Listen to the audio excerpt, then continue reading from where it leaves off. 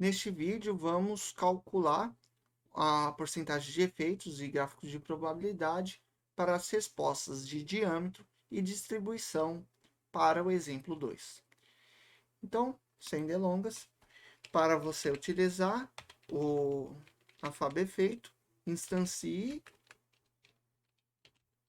a classe FabEfeito e aqui dentro da classe vamos chamar os atributos. Na aula anterior, calculamos os erros de efeito e valor de t, e na aula anterior, antecessora, importamos os dados do Excel para o Python, utilizando a biblioteca Pandas. Como está tudo, eu não fechei o Jupyter, não foram apagados as informações da memória do meu computador. Mas caso você fechou a sua plataforma e abrir, você precisa reiniciar, rodar todas essas células para deixar salvo na memória, para assim utilizar a, a rotina. Então aqui vamos usar o método FabEfeito, e o que nós precisamos é chamar os atributos. Matriz X, vetor Y, no caso 1, que nós vamos calcular para a resposta diâmetro, o valor do erro de um efeito 1, que é referente ao erro de um efeito para a resposta diâmetro, e o valor de t, que é equivalente às duas respostas. E aqui eu vou copiar e colar esses comandos e vou alterar só os atributos. No caso, o vetor y e o valor de erro de um efeito, que salvei com erro de efeito 2 e y2 para o vetor para distribuição.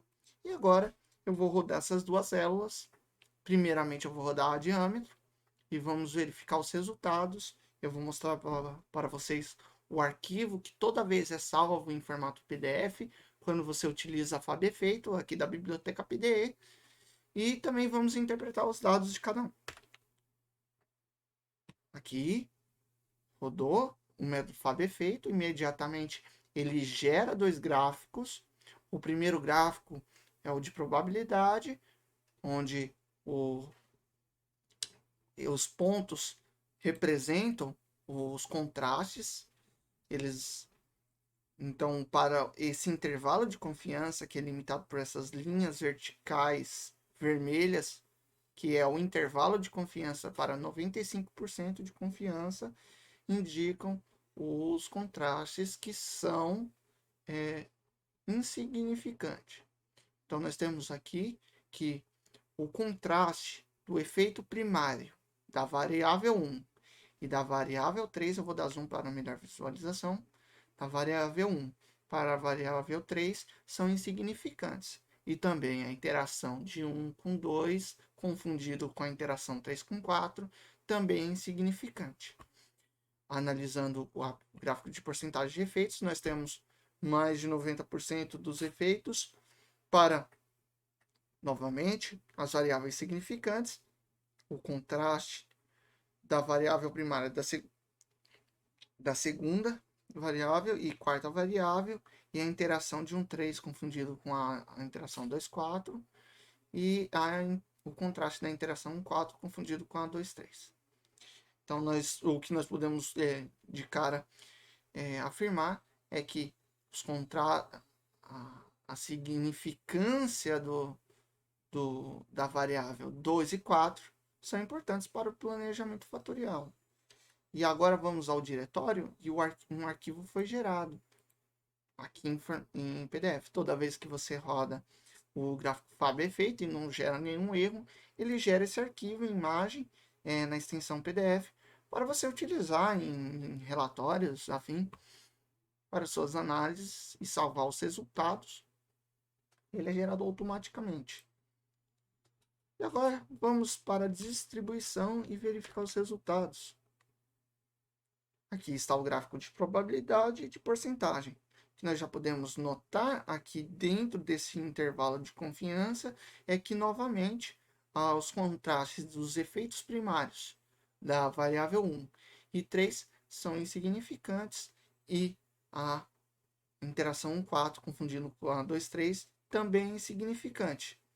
O que pode analisar é que na resposta do diâmetro, para a resposta de diâmetro, nós temos como interação insignificante a 1, 2 mais 3, 4. E aqui é 1, 4 com 2, 3. Aqui no gráfico de porcentagem de efeitos para a resposta de distribuição, nós temos a significância da variável 2 com 3 e uma grande porcentagem para a interação 1, 2 com 3, 4, que como posso dizer, contraditório à primeira resposta de diâmetro.